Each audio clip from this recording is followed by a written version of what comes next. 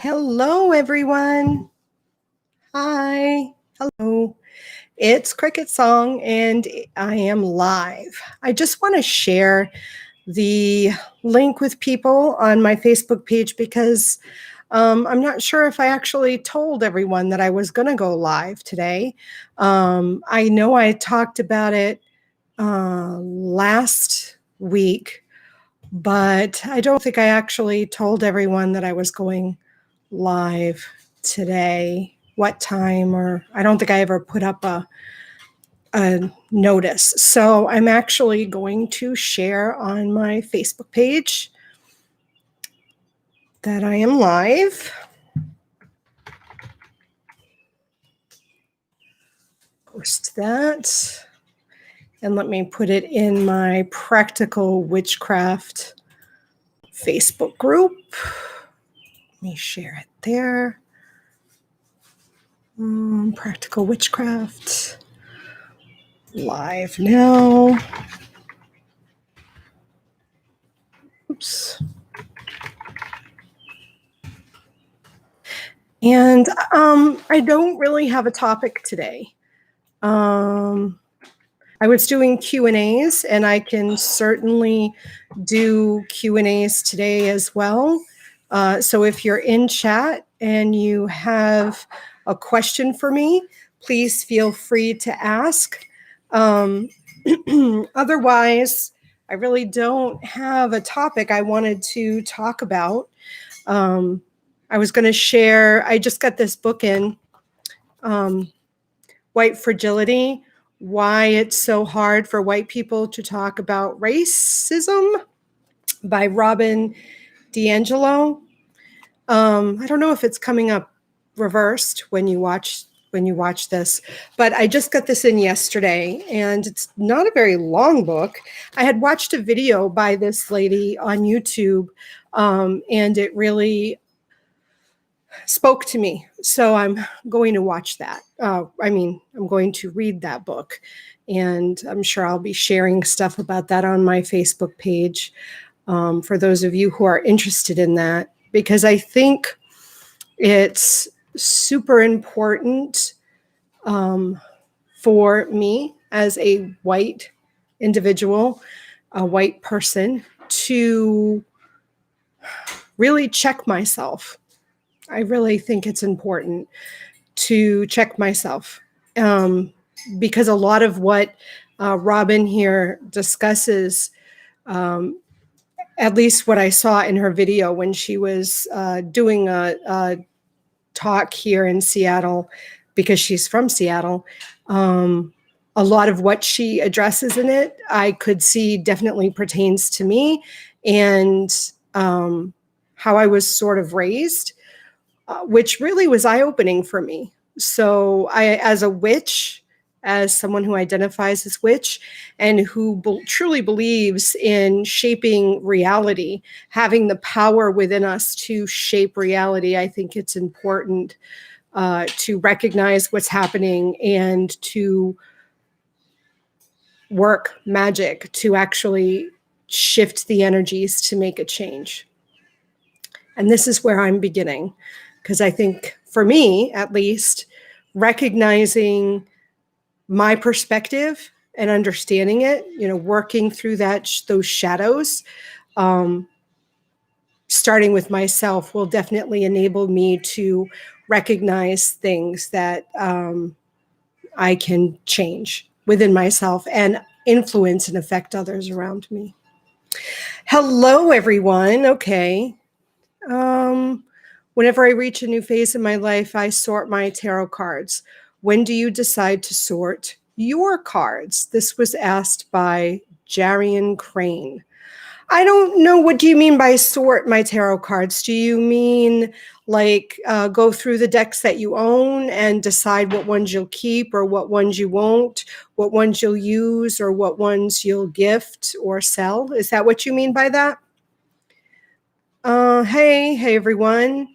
How are all of you doing in the chat? Oh, hello. Hi, Johnny. Hey, Kimmy. How is everyone? Oh, in their original order. I never do that. Actually, I won't say never.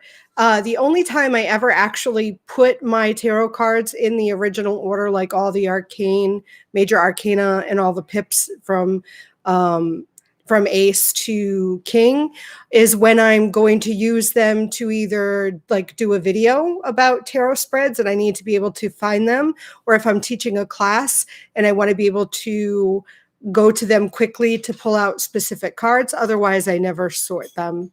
They always just stay shuffled. Okay. I'm not sure what we want to talk about today. What specific topics are of importance of what people want to hear me talk about? I guess the main thoughts on my mind was this personal evaluation. I'm always doing some sort of evaluation about myself, about where I am and where I want to go, what I'm dealing with in the moment, what skills I want to learn, or what things I want to work on specifically within my witchcraft, as well as things that I want to address in my personal life. And a lot of times those things overlap, right? Sometimes if we're dealing with transitioning in our personal life, we find that there are transitions going on in the world around us or in our life in like a mundane sense. So I feel like I've been shifting and transitioning for a couple of years now, which I mean that the idea that there is this shift and this change happening within the world is no surprise to me, considering that I shifted. So whether I shifted, moving from the East Coast to the West Coast because of the shift in the world energy, or my shift sort of, was in response or was in alignment with what was happening in the world, or I am more of aware of the shifting in the world because I made it. There's definitely more than just coincidence between those two things. So I'm wondering, for those of you who are in chat or those of you who are watching this later, because it's going to be uploaded to my channel and made available for public viewing, how many of you find that you are going through some sort of personal shifting and transitioning? And how is this energy manifesting in your own life? I'd be curious to hear about that, whether you share in chat, whether you share it in a comment, or whether you decide you want to reach out to me in an email or in a message on Facebook. I'd really love to hear how you're finding this energy is manifesting in your own life and within your own craft. Let's see. Oh, hello. Hi, Gaming for Life. Haven't seen me live in a while. I try to do lives every other week. Obsidian Fire and I were doing shows every Friday night. But she has life circumstances that has changed so that she's unable to do the live shows with me at this point, although we're trying to see if we can come up with a schedule and do a live show again coming in September.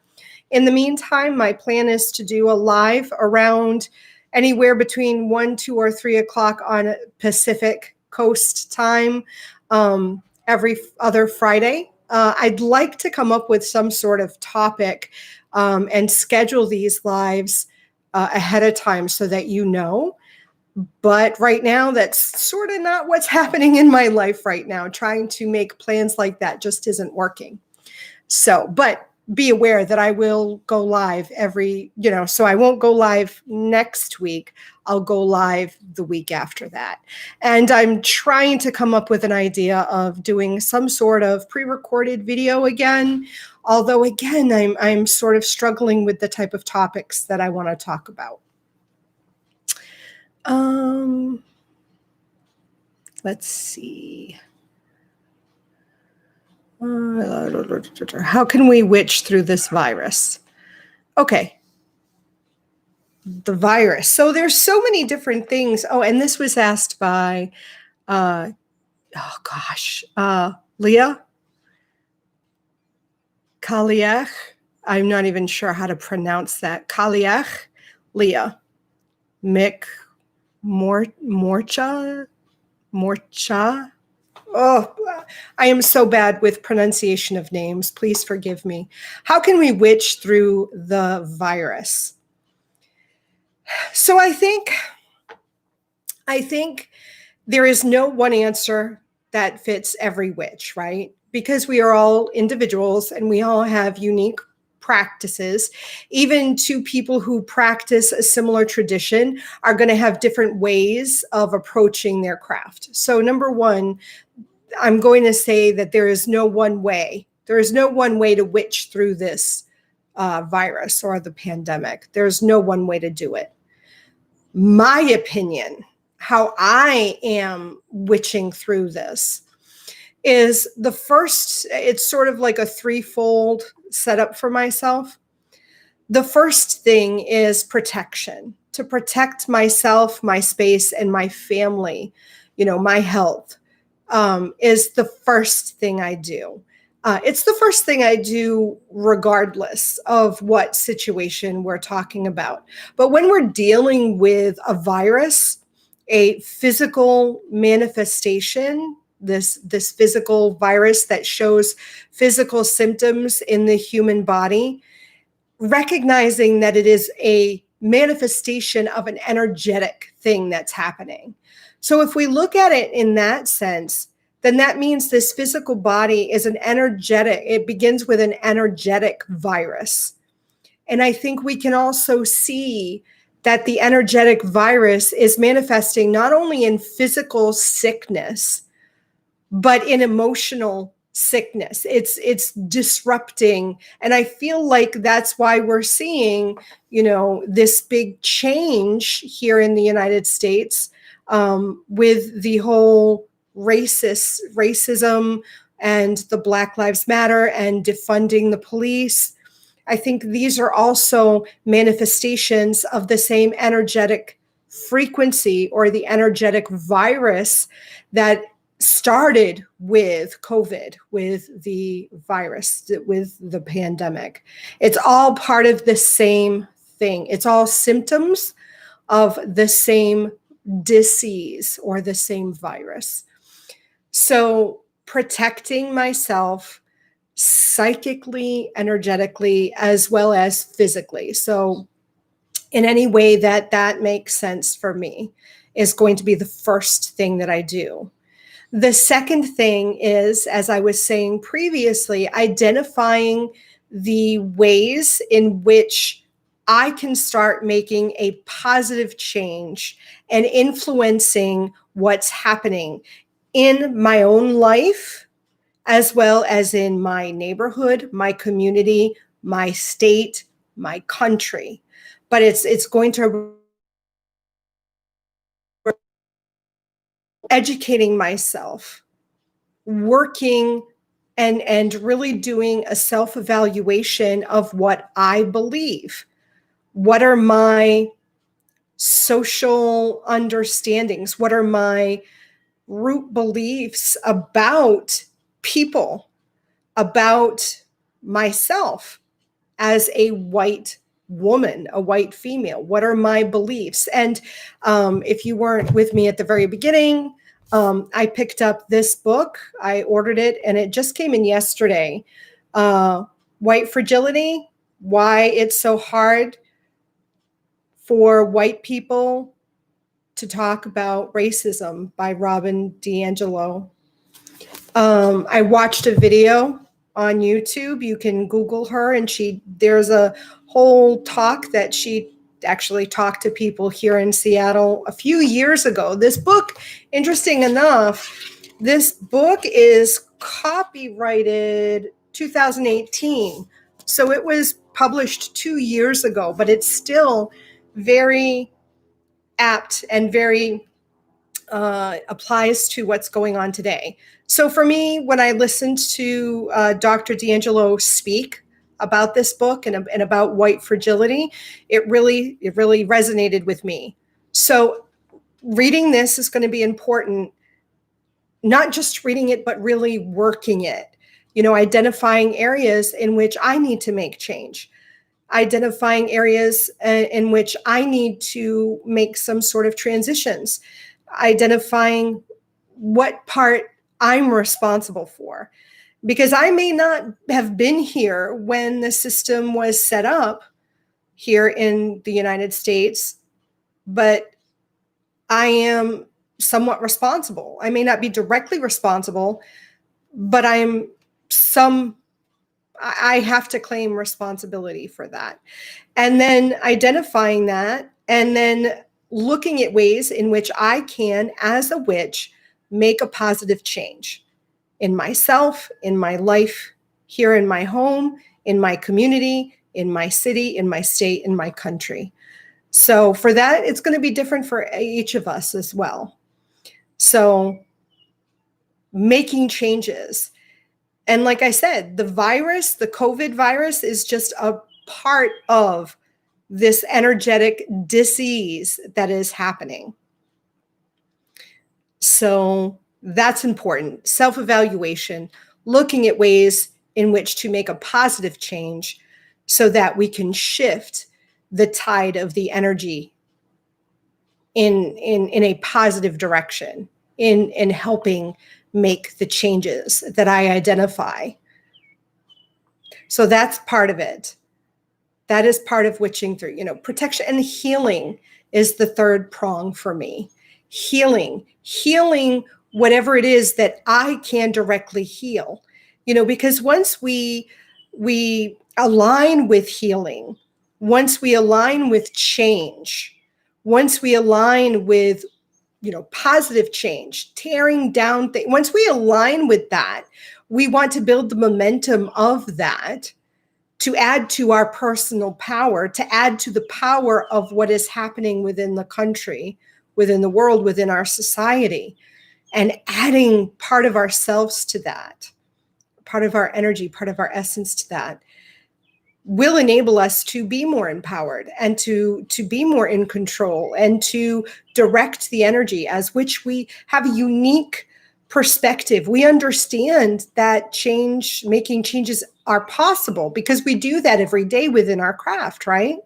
We do that. We create, we send out our energy, send out an intention in a direction, and we see the manifestation. So we recognize that in ourselves, and being in that unique role, we can add to the changes in our communities. And don't discount, just making changes in community. Don't think that that isn't having an impact in a greater sense, because it is. It is making an impact.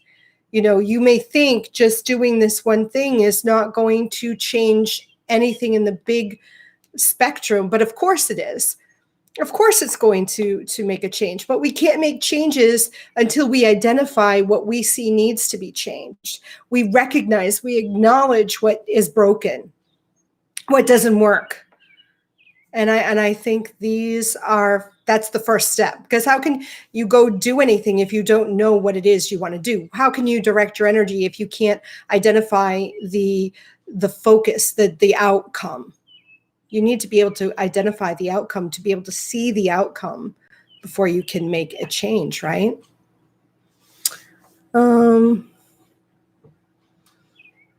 Let's go back. How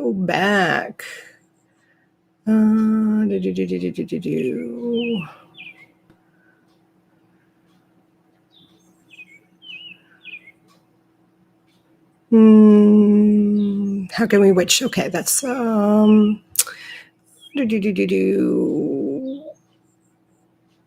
kittens.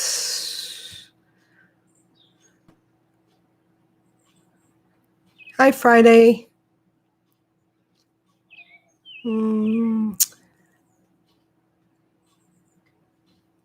Weather.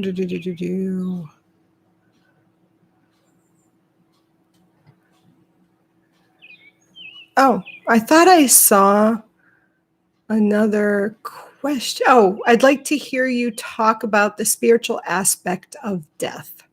Ink Princess. Spiritual aspect of death. Well, all right. So, death. What is death? What is death? Well, we define death as the end or um, the physical body. When the heart stops beating, when there's no more brain activity, when the brain is, there's no more activity in any part of the brain, which then would stop the heart from beating and would stop the lungs from inflating. So that's death.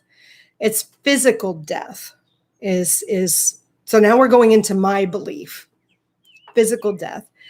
At physical death, the energy, or what I'm going to label the spirit of that person does not cease to exist. Just like birth, the process of birth isn't instantaneous. We are not conceived and then born from our mother in an instant. We're conceived and then our mother carries us in her womb for a specific duration, usually, 40 weeks, sometimes longer, sometimes less, before we are born. We're manifested in physical form, meaning we take our first breath. We're manifested in our physical form before we're actually, breathing on our own. But that doesn't happen at one point. It happens over a period of time. You can look at the growth of the embryo in the mother's womb. Things are created, things are organically function over a specific amount, over 40 weeks or so. And I don't know what the points are on the timeline. I used to, when I was pregnant with my kids, but I don't now. It's been, over 18 years since I was pregnant. But looking at that process, death occurs in a similar way. The spirit of an individual detaches from the physical body over time. It's a process. It doesn't happen instantaneously. It happens just like birth happens. It's a process. And it's a process where the physical and the spiritual disconnect. They disengage. The spirit lets go of the physical body. And I think the time length that occurs is going to depend on the individual and the circumstances surrounding that individual's death. So if a person, I think the death process for someone who is terminally ill with a disease, their death process is going to be different than someone who may have been killed in a car accident. Those death processes are going to have similarities, but they're going to be different. The length of time may be different depending on the individual and depending on the life, the quality of life and the quantity of life that individual had in the physical plane would determine. But I think, and I believe, that every human being goes through this process. It's once the spirit is completely detached from the physical body and from the physical plane of existence, is then when that spirit experiences the next phase or evolution of their life. And I think there are different circumstances or different choices or different events that would determine whether that person is incarnated in another physical body, because I do believe in past life experiences, or whether that spirit is done with physical incarnations. and rejoins all that there is, like the consciousness. But physical life is not the end. I don't believe that physical life is the end of our existence. It may be the end of our existence as we understand it now, but there is more. There is definitely more.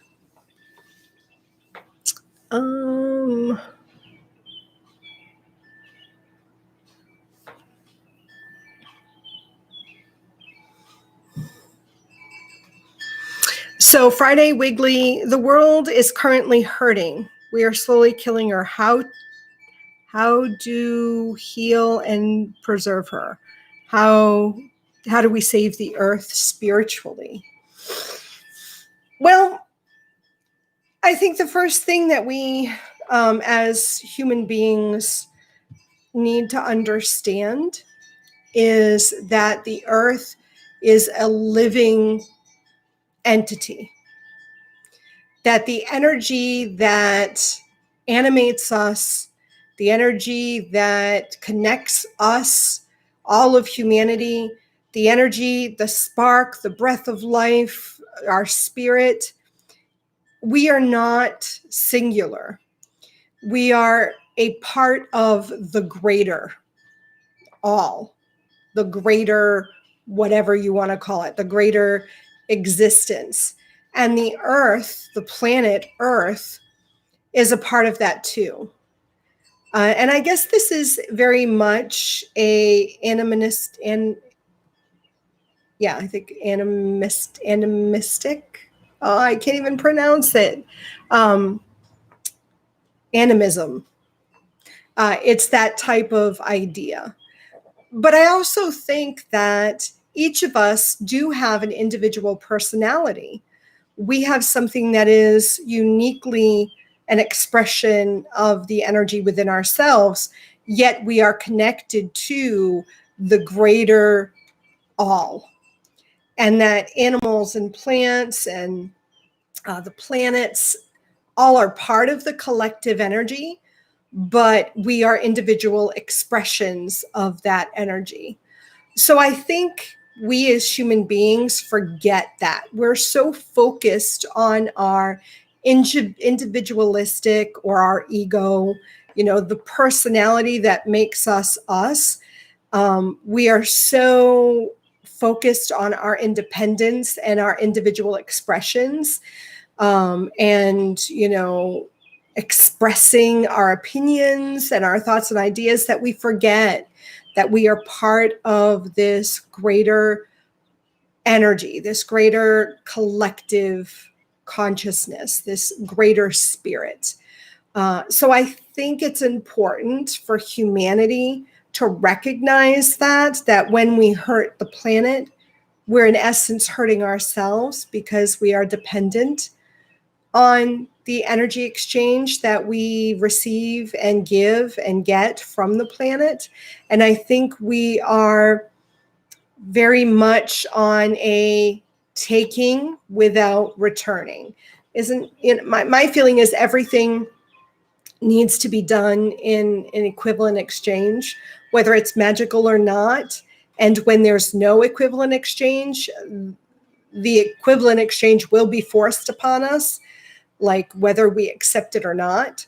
And if we are not willing and recognizing that there is a give and take, and we're just taking, the consequences of that is what we're seeing now.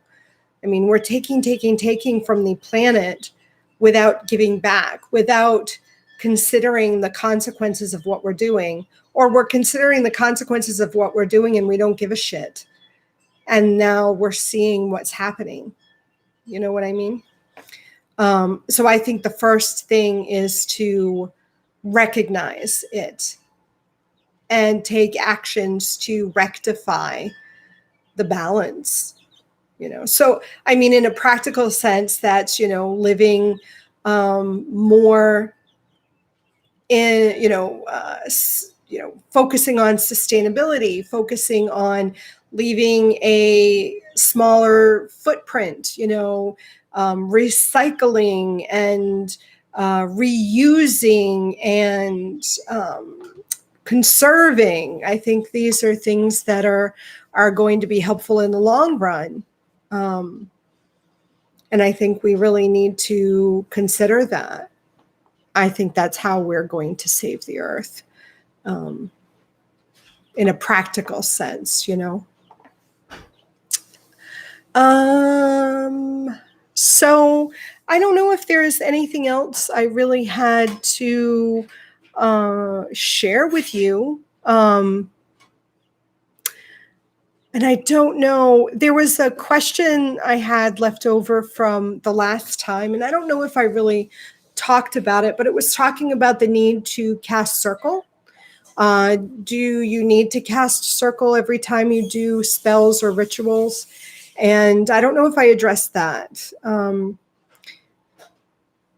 just briefly going to say that that really doing that really would depend upon your individual practice and whether you view the circle as a container, or whether you're creating a circle to be a boundary, or whether you're creating the circle to keep things in or to keep things out of that boundary.